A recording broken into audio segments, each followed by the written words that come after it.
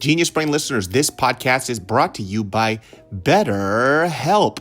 These days, it feels like there's advice for everything. Cold plunges, gratitude journals, screen detoxes, so much unsolicited advice out there that you just don't know what works for you.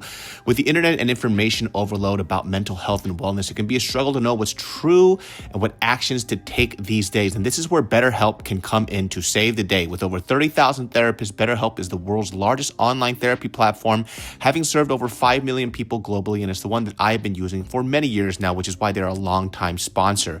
As the largest online therapy provider in the world, BetterHelp can provide access to mental health professionals with a diverse variety of expertise. Talk it out with BetterHelp. Our listeners get 10% off their first month at betterhelp.com/genius. That's BetterHelp, HELP.com/genius.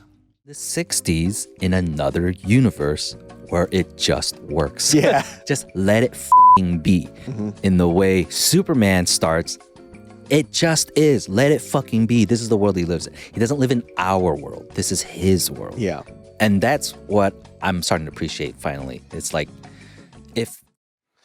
In 5, 4, 3, 2, 1. What's up, everybody? Welcome to another episode of the Genius Brain Podcast. I just shot 2 episodes of Dudes Behind the Foods with Tim, and now I'm back here to shoot another 4 episodes here, baby. Exhausted and tired, but we're here. We have Ed Park, VP, in the house. What's up? And seemingly, we are back to doing these shorter versions of movie reviews. And I told Ed that I wouldn't have time to watch this, but I wanted to watch it. so I made time for it anyways. Fantastic Four. Yeah, look. Fantastic Four, if you guys remember, the first movie that came out, which apparently that wasn't the first. There was one previously in the early 90s, late 80s. Yeah, which I read. That was never released. Yeah, which I read they only created just so they could keep the rights to it. That's what's happening with Spider-Man consistently. That's why we keep getting these, whoa, they're rebooting it already? Because Sony's... Okay, so let's explain it. Back in the 80s, 90s, Marvel was going through bankruptcy, right? And so their best option was their IP to sell it off to these movie studios. Now, DC had done that way back when with Superman to Warner Brothers, but they have all at DC, right? Yeah. And so that's why we grew up watching Batman, Superman cartoons. It starts off with dun dun dun dun, the shield. And then, Marvel was like, all right, let's do that. But they gave Spider-Man to Sony, Columbia Pictures. They not gave, but they sold the rights to X-Men, Fantastic Four, Daredevil, and such. A lot of Fox picked up these IPs. Universal bought the Hulk. So that's why it's all spread apart. It was all spread apart. It went crazy. everywhere. I have no idea why so many studios have so many different IPs for this. So this is why comic book fans are like, Kevin Feige, is the Lord and Savior, because he was like, let's get this all fucking back together. Yeah. Right? And Sony is a bit of a miracle that they got it done, but it's still a partnership. Like Marvel Studios still doesn't have those film rights to Spider-Man. That's crazy. That's crazy, right? They're like, we just can't do that. So they made a deal with Sony where the Spider-Man movies, it's like Kevin Feige will produce it. Don't fucking touch it. Yeah, right? yeah. You guys don't know shit about Spider-Man. Yeah. and that's why it's working right now. Yeah. And so in the early 80s, 90s, they made a Fantastic Four. And it's unreleased. Yeah, never released it, but the point was like contractually to keep the rights to the film. And they only spent like a few million. It was like some nominal amount of money apparently. And he only kept it for like another decade before Fox took it. What a waste. So yeah. Can we see it anywhere? I think it's out there because every time a YouTuber talks about it, they're showing clips of it. Okay, then where the fuck I know it's out there. I want to see it. You could probably download it. Somebody's got a torrent of it. You might find it on YouTube or Reddit or some shit. Like Fantastic Four, when that movie came out with Jessica Alba. Yeah, all of that. Mid-2000s. Christ, dude. Peak 2000 culture. Yeah. That was, like, you guys think Gal Gadot is bad. Yeah. Just wait till you see Jessica Alba in that Fantastic Four movie. Look, I think Jessica Alba is fantastic. I don't know her personally, right? But she was like the biggest crush that everybody had. Mm-hmm. Right? Dark Angel. Was it Dark Angel? No. I can't even remember. She was the one with the barcode on the back of the neck. She had a short stint of a TV show, Right. And that's kind of where I think she started. I think she was a teenager at the time, Right. when that happened. But she was like the hottest thing, and so obviously when you're like a hot celebrity, They're gonna cast you up front anywhere, right? Fantastic Four, horrendous. The Captain America that we know of was Johnny Storm. Human Torch. Yeah, who we've never talked about Deadpool and Wolverine, but he makes his cameo in there hilariously. But yeah, I think for a lot of kids these days, they only know Chris Evans as Captain America. Yeah. Every time I look at Chris Evans, I think of Not Another Teen Movie. Oh yeah. Yeah. So he was perfectly typecast in the 2000s as a douche, right? And so he became Johnny Storm. It was just like, oh, that's great casting. Made 100% sense. The guy who played Ben Grimm, the Thing, he was on The Shield. Michael something. I can't remember his name. But he was perfect casting in that too. The guy played Mr. Fantastic. I think he was a good look as well. But then here's the thing. I'm not going to try to lie to kick it. I never read the comics. I don't know what they're really like. I know in American culture of what they are, right? And subtly what I also learned is through years when we were like talking about Fantastic Four, the one after the 2000s one was the dark, gritty, like Fantastic Four that was like a horror movie Fantastic Four. I never saw that one. Okay, don't. I needed to see it because I was like, okay, how bad is it? Right? Who was casted in that one? Who was cast? Miles Teller. Oh. Is Mr. Fantastic. Girl who got pushed in a train. Miles Teller was Mr. Fantastic? Yeah. Dude, you blocked this year out of your... Dude, I straight up probably looked at it like it was the dumbest thing ever, and I just erased it out of my memory. Miles Teller played Mr. Fantastic? That is a terrible cast. Well, for me, it was like okay, so this is such a long time ago. So Miles Teller was in Seattle for a whole summer with Justin Chon filming a movie. And so I was hanging out with him all summer, right? Yeah. We would go to Tiggs, get drunkish. Miles Teller. That's fucking crazy. It's crazy, right? This was before he was famous. So that's before. Before the drumming movie, Whiplash, before all that, before he was famous. So, we're hanging out in Seattle, going to like Norebang and shit, getting drunk at Tiggs, And then, all of a sudden, years go by and it's like, oh shit, his Mr. Fantastic. I'm looking at his career blow up, whatever. But back then, I'm like, yeah, I need to watch this. It was so sad to see it bomb so badly when you're like happy for a guy. I didn't even know it existed. That's how bad that film must have been, dude. It was so bad. Who played I was gonna say Mrs. Fantastic. What's her face? Yeah, the girl who got pushed down a train by Kevin Spacey in that Netflix show that I'm already blanking on. Was it House? The House? No, it was House of Cards. House of Cards. I was like, The House. The girl who was the journalist. Okay, yeah. Right. Yeah, she played Invisible I was Woman. a big Fantastic Four fan growing up as a kid.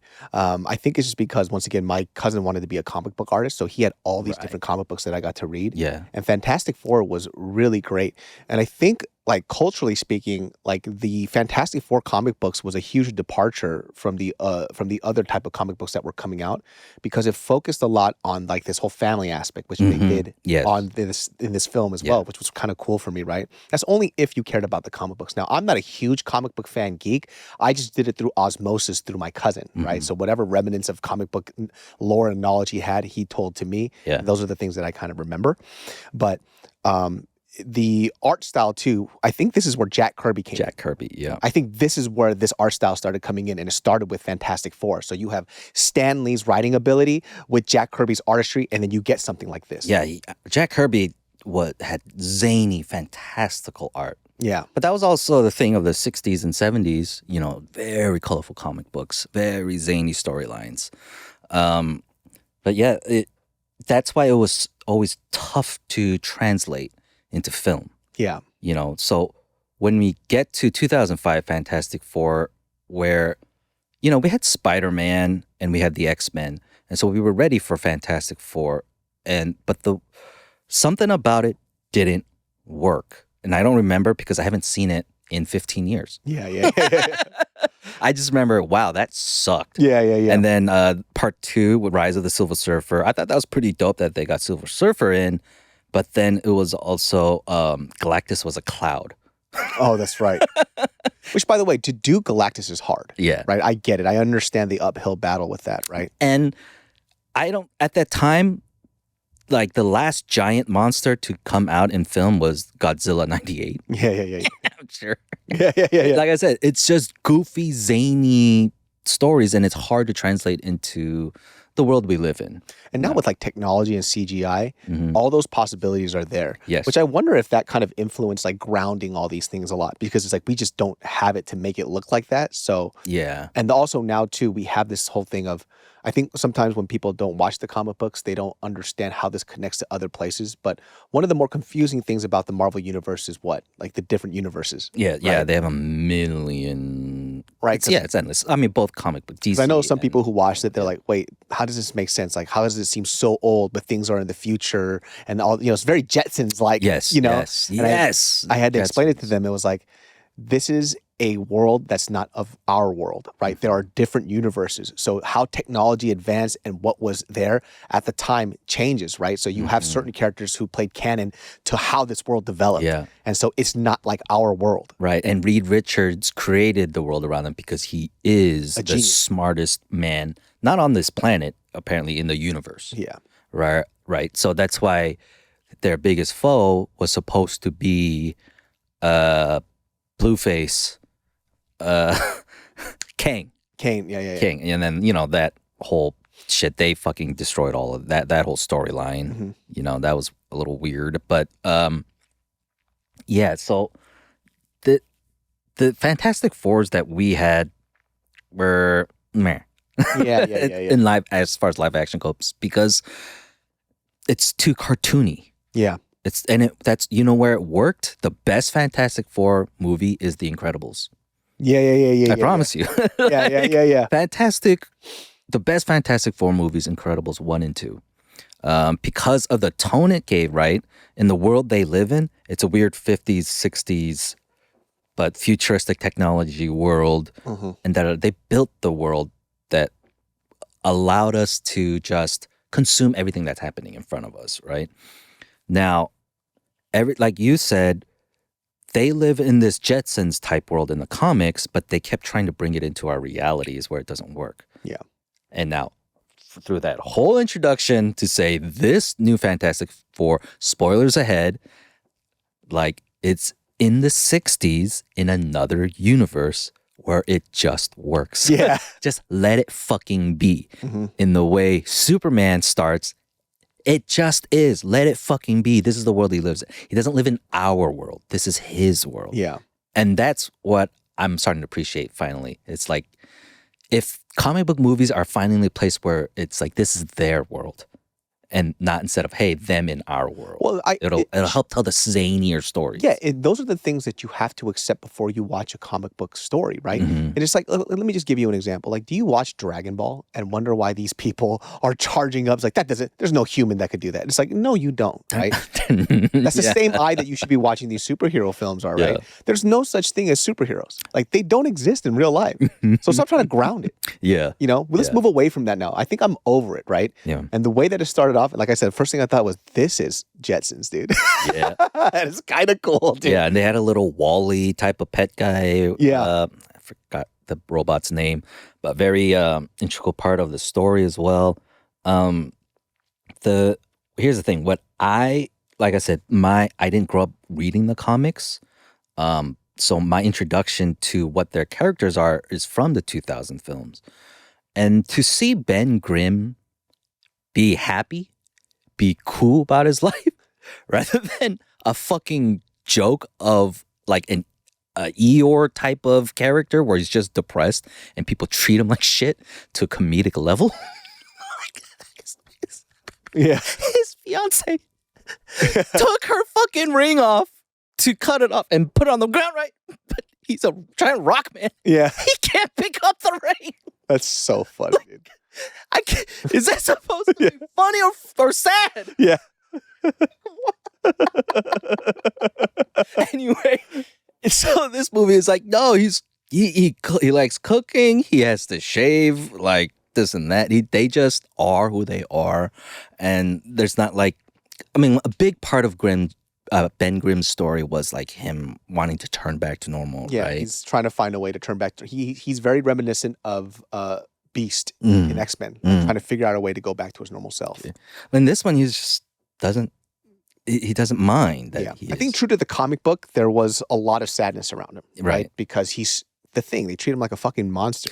Yeah, there is an underlying sorrow you can Yeah. sense from it. He's very lonely, and it's the interaction shows when he's with the kids or with the Jewish lady. Yeah, And yeah, that was. What did you think about that too? That was a weird little input. Like I just thought it was a school or for a sec, and then to be like, hey, he's very very Jewish. yeah. It's like I think that was out of nowhere. I think the whole point of a lot what they were doing, especially like in this film, was to kind of like with the Superman thing, you just humanizing these people, right? You're giving them a little bit of character. I feel like I haven't read reviews on this too much, but I feel like the Jewish thing is going to be some kind of political thing that people are going to talk about. Yeah, I feel like that might be the talk of Twitter this week. Yeah. For me, I didn't really see it like that, nor did I really care. Yeah. I thought the movie was great either way. Genius Brain listeners, this podcast is brought to you by BetterHelp. BetterHelp has been a longtime sponsor of the Genius Brain podcast because I use it and I love it. And there's so much random type of advice out there that you just don't know where to start. Where you can start with BetterHelp. With the internet and information overload about mental health and wellness, it can be a struggle to know what's true and what action to take. So using trusted resources and talking to live therapists can get you personalized recommendations and help you break through the noise. Once again, I love BetterHelp. And a lot of people who have been listening to this podcast who have used BetterHelp have actually contacted me and said that they love it too. So guess what, guys? With over 30,000 therapists, BetterHelp is the world's largest online therapy platform, having served over 5 million people globally, and it works with just a real quick at the App Store. And it works with an app rating of 4.9 out of 5 based on over 1.7 million client reviews. It's convenient too. You can join a session with a therapist at the click of a button, helping you fit therapy into your busy life, plus switch therapists at any time. As the largest online therapy provider in the world, BetterHelp can provide access to mental health professionals with a diverse variety of expertise. Talk it out with BetterHelp. Our listeners get 10% off their first month at betterhelp.com/genius. That's BetterHelp, HELP.com/genius. Yeah, the cool thing is like Fantastic Four, I think was like pretty close to Jack Kirby. If I remember Jack Kirby, the Thing is supposed to be Jack Kirby. Like his life, because he was a Jack. I think the Thing used to be a part of a gang back in the day, and that gang that he named the character, the Thing that he was in, was actually the gang that Jack Kirby was in when he was a troubled youth. Right. So a lot of Fantastic Four is from Jack Kirby's life. Right. I don't remember there was a few other things about it too that reflects what Jack Kirby's life was like, but he created the characters as a representation of himself. So Thor Ragnarok, the aesthetic and all of that is from Jack Kirby. Because Jack Kirby drew a lot of Thor too, and his world. Crazy. And the set design and all of that, they were just like looking through Jack Kirby comics, right? And then he left Marvel and he went to DC. Guess what he created there? The New Gods. Yeah. Like Steppenwolf and Darkseid and all of that. So he's a huge name in the comics world that, doesn't get a lot of, I guess, recognition because of Stan Lee's being the face of Marvel and such. But it's good that everyone's getting their flowers. Because the artistry part too is kind of like what allows like Stan Lee's stories to come to life, right? Like all respects to Stan Lee, we all love him, right? But when you start, you have to understand too, like a character like Galactus, right? And you see versions of that too with Darkseid and stuff like that. This is like, the imagination level is pretty insane. Yeah, it's insane. Right? And you have to see like the world and the universe that they're creating. Like it's very much of that retro vibe where there's so much colors. Everything's like kind of popping out. And it changed a lot of comic What could architecture actually be through your imagination in the universe? Because in this time, we just went to the moon. Yeah. Yeah. And then Jack Kirby's mind went, right? It's just amazing.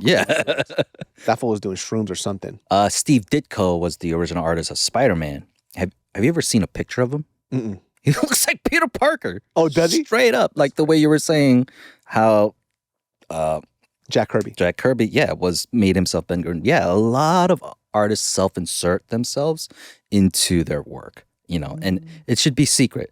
For some reason these days, they're like, nah, the artists are like, nah, this is me. Yeah. I self-inserted myself into Deadpool. Yeah. I self-inserted myself into the X-Men universe. And I'm like,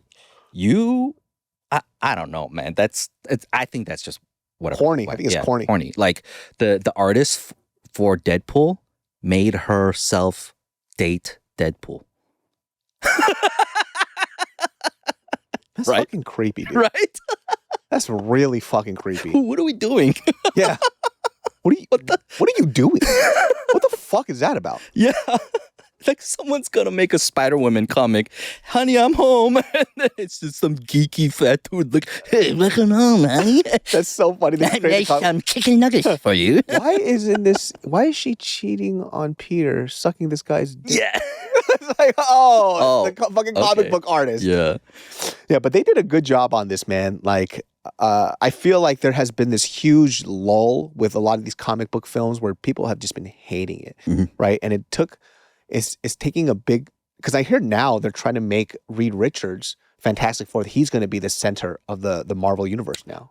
And I think that's how it's supposed to be. Yeah. Because Kang is a descendant of Reed Richards. Yeah. Right? Kang is the year 3000 descendant of Reed Richards, who then transcends time and space and goes through and, it was supposed to be Kang's story was supposed to be fucking awesome. I'm just so disappointed with the way Disney moves and all that. It's like, all right, the guy got in some legal trouble. Like, can we tell this nerdy story, please? They're like, who cares? It's like, yeah, just let R. Kelly keep making music. I know. Didn't they say that? I think they put out. They said, "Oh, we were going to botch the whole fucking Kang story anyways before that stuff, so it doesn't matter." I mean, Ant-Man destroyed him. Yeah, Ant-Man. I don't know. Well, the story apparently was that it was another smaller universe that he gets into, and it's such interesting too. Like Reed Richards' character to me, I think I've not always, but as I've grown to like the character more and more. It's so interesting that his superpower from that, when they're basically astronauts, they go up and this cosmic ray hits them and they all get these powers. Yeah. And these powers are supposed to be, they're individualized because it's representative of the person, right? So I don't know how that really works. I don't know why he turned into an ugly rock monster. He kind of got fucked. But Reed Richards' superpowers is a stretchy thing, but really it's his mind. Right? He is the smartest person in the fucking universe, which kind of doesn't really get talked about enough for people who don't really watch comic books. It's like, yeah, he could stretch. That's not actually his greatest asset, is how fucking smart he is. And this movie translated that genius really well. Because there was almost nothing he couldn't do technologically. Yeah. Oh, send him to another part of the universe? Easy. Yeah. Let's do it. Oh, let's make a spaceship and get to blah, blah, blah. All this technological feat, not a problem. Not a problem. The problem, which I loved part of the story, was when all of these equation variables and all of that he can easily, find a solution to, was how he couldn't face having like these numbers and equations when it comes to his son and his family. Yeah.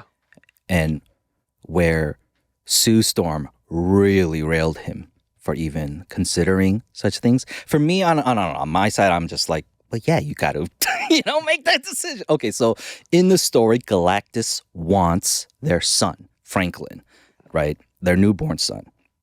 Because he will become, in the comics, he is the strongest being. He's God, essentially, in the Marvel comic books.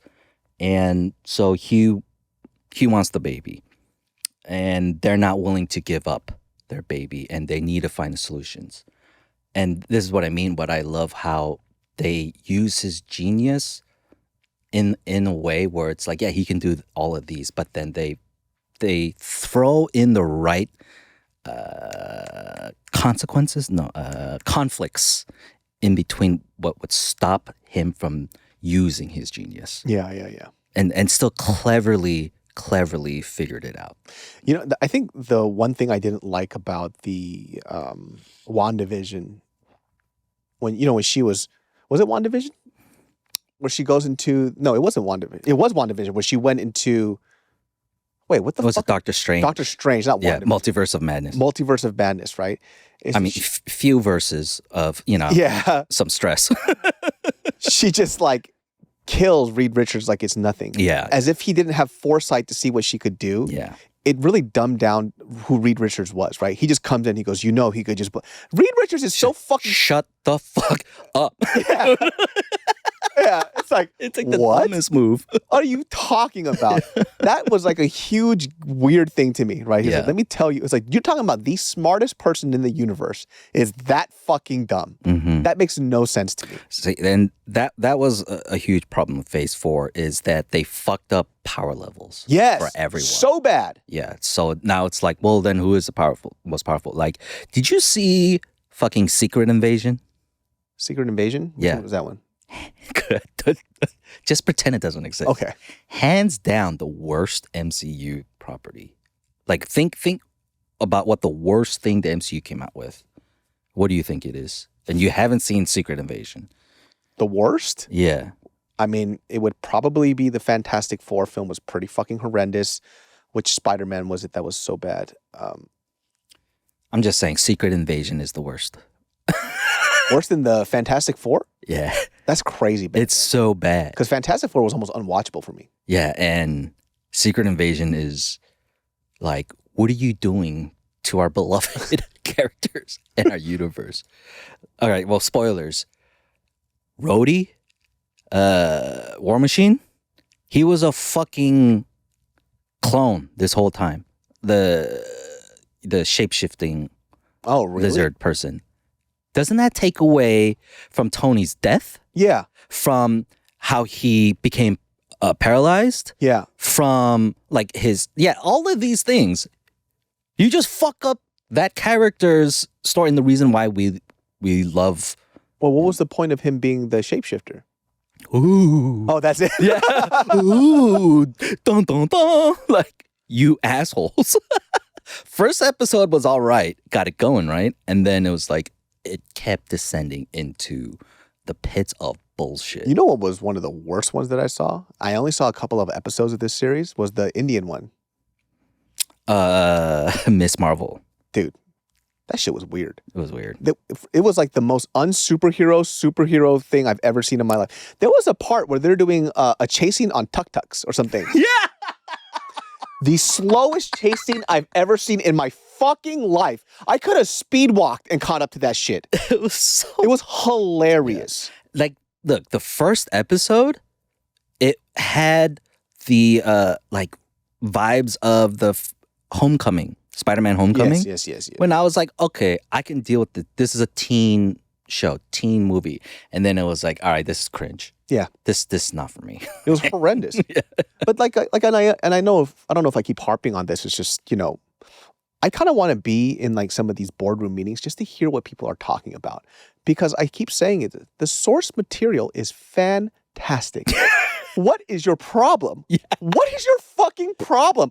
I just want to go there and slap the shit out. What's wrong with the original source story? It's so good. It's Stan Lee. Like, you're better than Stan Lee? Right. Get the fuck out of here with this. So I don't understand what they're like, well, certain things don't translate the film very well. No, it actually does quite well. Well, Miss Marvel is a newer character. Yeah. Right? But I, once again, call it ageist. I think if you make this stuff for kids, it's just not going to be good. It's going to suck. You got to keep it there's got to be a threshold, like, and it started at PG-13 and now it's a weird PG-13. Yeah. Like a weird type of don't be offensive PG-13. Yeah. When I see a film that just says rated PG, I immediately don't go watch it. I don't want to see this shit. It's for family. Yeah, dude. What the frick? I don't care about this anymore. Yeah, it's to try too hard. Yeah, dude. I don't like when they have a Marvel film and it's like PG or PG-13. I'm like, why? It's supposed to be bloody. They're supposed to be. They're like, it's a comic book. You should see these comic books. They're pretty horrendous, right? So leave it the way that it fucking is, and it's perfectly fine, man. I think my favorite Marvel film till this date would have to be Wolverine. the one that they did it in Logan. Logan. Yeah. The one that they did in black and white films, and they also did the regular. That was my favorite one. Yeah. It was so fucking good. Good. Yeah. As a film. As a standalone, even people who didn't watch comic books loved it. They didn't need any reference from it. They're like, dude, this is fucking insane. Yeah. And, when I think it's because, Wolverine's not as fantastical as the Fantastic Four. But to translate Fantastic Four stories onto film, to do it like this, in the way we were saying, how it's in line with like Superman, that just came out too. It's like, this is their world. Welcome to it, right? Now, did you see Thunderbolts? No, but I heard Thunderbolts was good. It was good. It was it had the soul of Phase 1. Okay. MCU for me, right? It wasn't made for kids. Mm-hmm. So it's one of those that are right at the edge PG-13 movies, which I appreciate. I feel like not too many people talked about it, but people who did talk about it said it was good. Mm-hmm. So what happened there? I think marketing, perhaps. I think the idea of these are all B characters. Mm-hmm. So this is supposed to be Marvel's Suicide Squad. Ah, okay. Yeah. I don't know. I liked it. I thought it was fun. It actually exposed the grifters on YouTube, because there's this guy called the Critical Drinker, right? He's got good film insights, but he's a conservative type, and he loves railing on woke and how woke has ruined movies, right?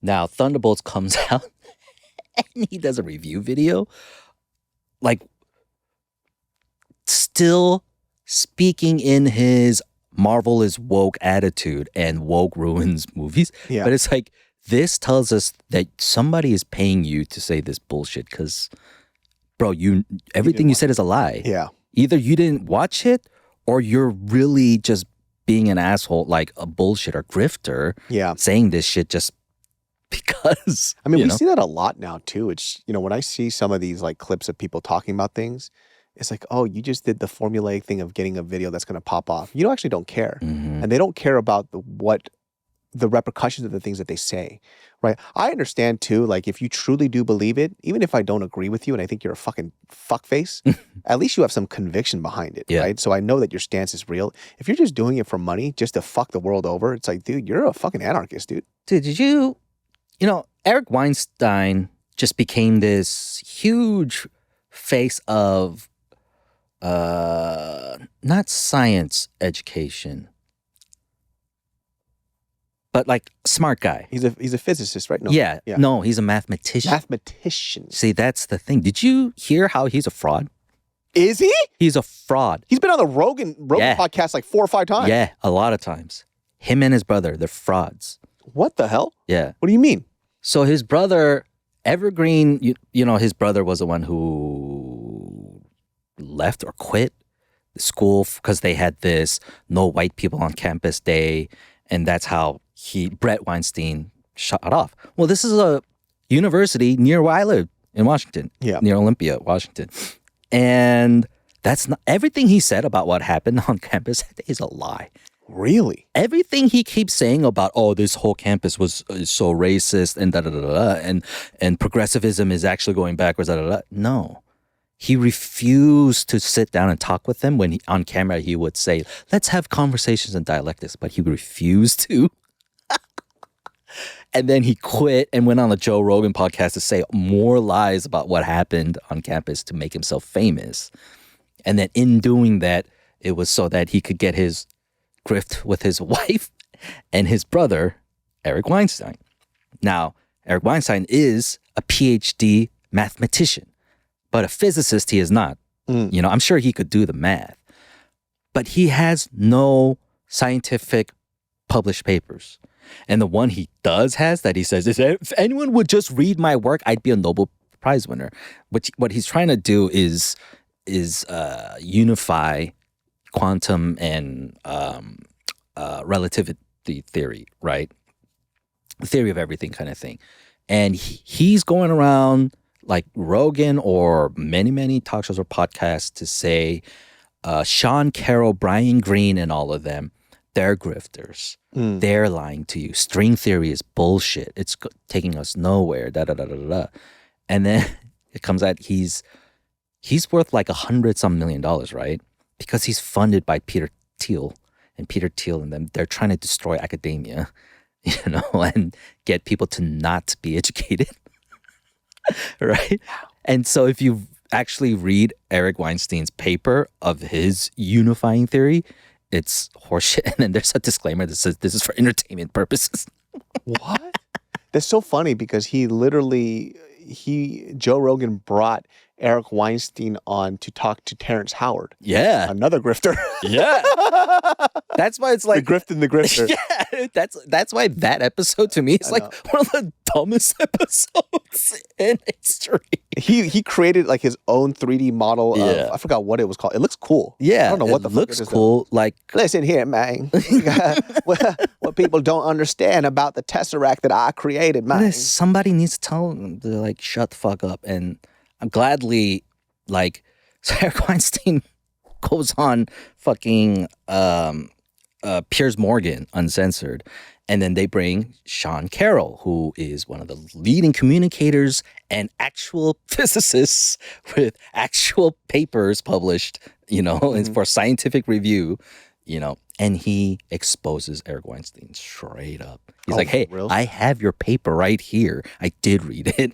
And like, if any physicist actually, like, it's all over YouTube. If all the physicists that actually go through his paper, like, this is bullshit, dude. This is all crap. Damn, it doesn't work. Joe Rogan did interview him quite a few times. A lot of times. And he's a bullshitter. Holy shit. That's insane. Like, it's kind of crazy how much you can get away with and for how long until it all explodes in your face. Yeah. Right? It takes a while for that to happen. So you would like, well, now he doesn't have an audience anymore. Da, da, da, da. Well, he's already worth $100 million. Yeah, he made his bag. He's already done. He's a deep state. Him trying to say the deep state and liberals and progressives, you are deep state. Why are you trying to destroy the American institution of education? Dude, that's so fascinating. I got to read up on that shit, dude. Dude, the world is crazy. The world is so fucking nuts. I don't believe anything anymore. Yeah, so that's why we got to go to the theaters and just disassociate and live in the Fantastic Four's world. I just can't wait till VR is so fucking good. It just feels like you don't even know where you're at. Yeah. It's like, fuck that shit, dude. That's, Inception. Remember they go to that tank and where people are just always asleep forever. I have the Facebook, the MetaQuest 3, which is really fun. Like, it's super fun. You can do your desktop stuff, whatever, whatnot. I like it a lot. Yeah. But it's kind of exciting to me that this is just the cusp. It's not even like starting here. Yeah. It's like barely scratching the surface. Yeah. And they're exponentially just going to get better and better and better. I went on Pornhub just to see what porn is like on it. It's fucking frightening. It's almost too weird, right? Where I was like, okay, let me just see what it's like. And then literally there's a girl right in front of my face. It's like, oh, my dick is pale. I was like, dude, my penis is huge. And then they kind of do spatial sound where if they're whispering in this ear, I was like, God. I can't do this. Turn it off. I was like, this is fucking weird, dude. That's for lonely. That's for lonely people. That shit creeped me the fuck out. You're like, oh shit, I'm cheating. I'm like, I don't like this. This is not fun. Yeah. I did not like it. We didn't spoil much. I mean, the story's the story. We want you guys to go out. Yeah, go watch it. I'm so very curious about what you guys are going to think about it. I think it's going to be worth the watch. All right. We won't talk about the after credit scene, but I just want to mention it reminded me of a post credit scene when I was a kid, right? So my mom told me this story. She was doing the dishes, right? And she would go back in the 80s, go to the VHS store and get us cartoons to watch while she did chores. Like, I'm like 3 or 4 years old. And so she got Dragon Ball, OG Dragon Ball. So this is like 88, 89, Kid Goku. And it's, she puts on the tape, and then me and my brother just sitting there watching it, right? And she does it, she's doing the dishes, and she hears the theme song, the ending theme song after the credits, right? But, she's just doing the dishes, she just lets it roll. And then all of a sudden it's like, what the fuck? The video store recorded Dragon Ball over a porno. That's crazy. That's fucking crazy, dude. And my mom was like, the fuck is it? So I'm saying, Best post-credit scene ever. This is the best. Dude, I would have turned that volume down. I would have snatched that videotape and took it to my room. Bro, I was like, I don't even remember this. My mom told me this story like you were a baby. Fucking funny, dude. Your mom just had to ruin your day. Yeah. Well, guys, let us know what you think about the film. I'm so curious if you've watched it. If you haven't, you could actually watch this review and we didn't spoil that much. Yeah. Right? I was very careful about that. So much story going. Yeah, we definitely spoiled the shit out of Superman. But this one, not so much, right? Genius Brain every Sundays at 12 p.m. and we'll catch you all next time. Peace. Peace.